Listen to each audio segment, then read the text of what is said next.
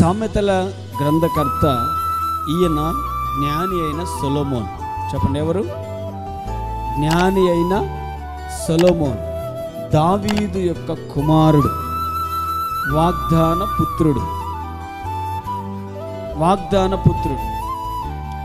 ఇప్పుడు ఈయన ఏమంటున్నాడంటే, నా కుమారుడా, నీ హృదయమును నాకిమ్ము, నా మార్గములు నీ కన్నులకు ఇంపుగా ఉండనివ్వు. ఆయన అనుభవముతో రాస్తున్న మాట ఇది, అనుభవముతో రాస్తున్నాడు. కారణం ఏంటి అంటే, ఈయన హృదయాన్ని ఆయన భార్య తిప్పేసింది. దేవుని వెంబడించనీయకుండా లోకాన్ని వెంబడించేటట్టుగా మార్చేసింది. మీకు అర్థమవుతుందా? ఏం చేసింది?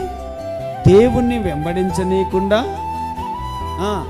లోకాన్ని వెంబడించేటట్లుగా భార్య మార్చేసింది. అందుకని ఈయన ఏం చేశాడంటే, మొదటి నుంచేమో దేవుణ్ణి ఆరాధించే వ్యక్తిగా ఉండి, చిన్నప్పటి నుంచి దేవుని యందు భయభక్తులు కలిగిన వాడుగా ఉండి, తండ్రి చెప్పిన మాటలను విధేయుడై, విశ్వాసముంచి ప్రయోజకుడై, ఇంకా చెప్పాలంటే ఇశ్రాయేలు ప్రజలకు రాజు అయినాడు.